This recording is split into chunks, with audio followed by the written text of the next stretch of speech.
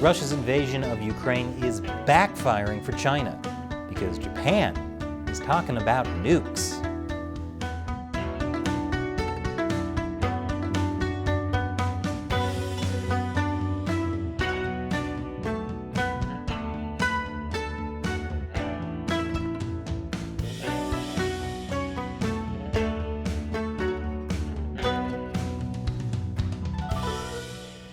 Welcome to China Uncensored. I'm Chris Chappell. The Chinese Communist Party is pissed. Russia's invasion of Ukraine was supposed to be a test.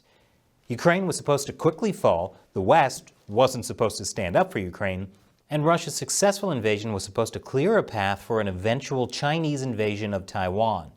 Instead, Ukrainians fought tooth and nail against Russian troops.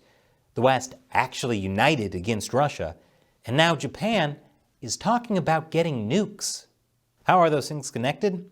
Well, here's what Shinzo Abe said. Abe is Japan's former prime minister and currently an influential member of the National Diet, which is Japan's legislature.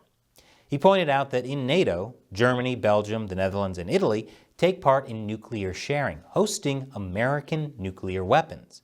NATO is a security alliance formed after World War II. It was initially formed to protect Europe and North America against the Soviet Union. In recent years, NATO has shifted their focus to Russia and even China. So guess who doesn't like NATO? But Shinzo Abe's point was that NATO countries host U.S. nuclear weapons. So with China constantly threatening to invade Taiwan, sending more and more fighter jets to the area, doesn't it make sense that Japan too should host U.S. nuclear weapons? This is not what China wanted from Russia's invasion of Ukraine. It wanted a pathway to invade Taiwan, not for Japan to get nukes. Shinzo Abe has been talking a lot about Taiwan. He's been saying both the U.S. and Japan must defend Taiwan in the event of a Chinese invasion. And he makes a good point. Japan's westernmost inhabited island, Yonaguni, is just under 70 miles away from Taiwan. In his recent speech, Abe said if China were to secure wide air superiority, it would also cover Japan's airspace. China would conduct operations in and above the waters too, so this would affect Japan's territorial waters, or at least our exclusive economic zone. In other words, a Taiwan contingency is a Japan contingency. So why not have a few U.S. nuclear weapons kicking around? After all, that's what NATO does to deter Russia. The Chinese regime is losing its mind over this. My favorite Chinese state-run media, the Global Times, says, "Alert! Abe's remarks are unlocking Japan's militarism." Japanese right-wing politicians are more fanatical about nuclear weapons than politicians in any other country in the world. And today, they have evolved into a perverted psychology that borders on distortion.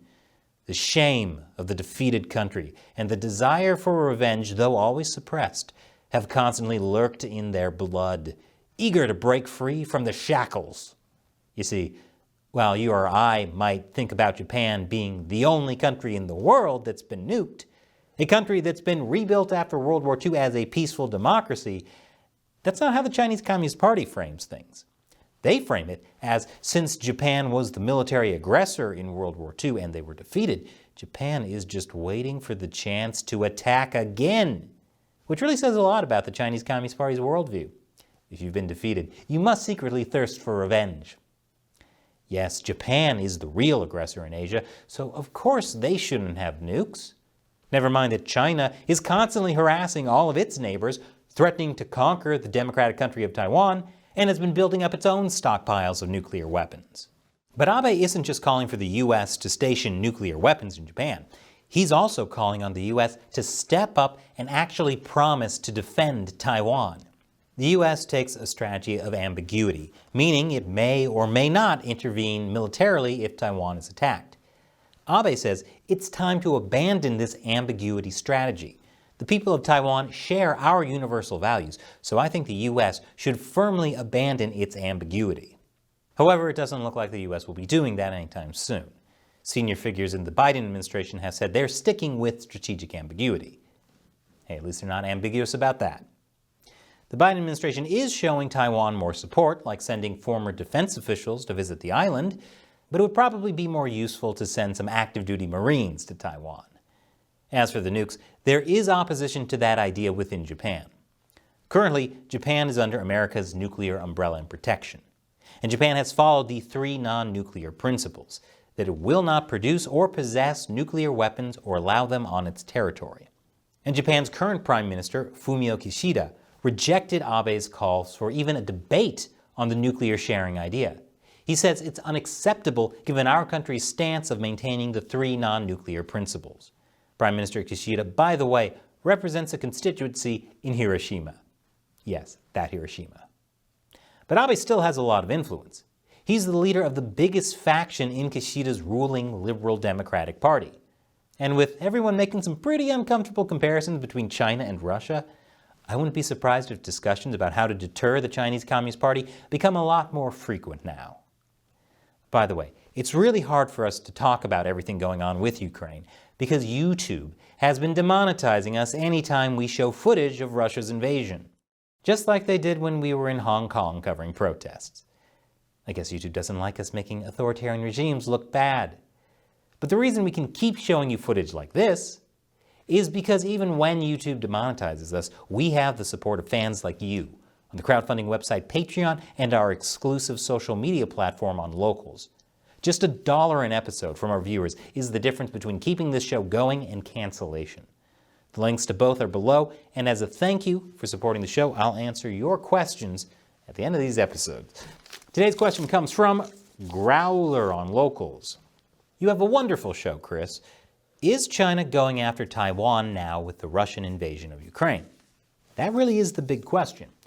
China is definitely watching and learning lessons from Ukraine. Now, one thing you can say about the Chinese Communist Party is that they're good at playing the long game, especially Chinese leader Xi Jinping. He is definitely not a rash individual. So no matter how the invasion of Ukraine goes down, I never really thought China would rush to immediately invade Taiwan. They'll take their time to digest what they learned from Russia's invasion. But I think they're probably surprised at how badly the invasion has gone for Russia so far. It's still ongoing as of when I'm recording this, but it's clear that no matter how it ends, Russia has at least lost the narrative battle. And its invasion of Ukraine is having some far-reaching consequences, especially economically. I'd imagine the Chinese regime sees all this and is probably reconsidering its strategy for invading Taiwan. Thanks for your question and your support, Growler, and thank you for watching. If you'd like to join our Locals community, head over to ChinaUncensored.locals.com. Once again, I'm Chris Chappell. See you next time.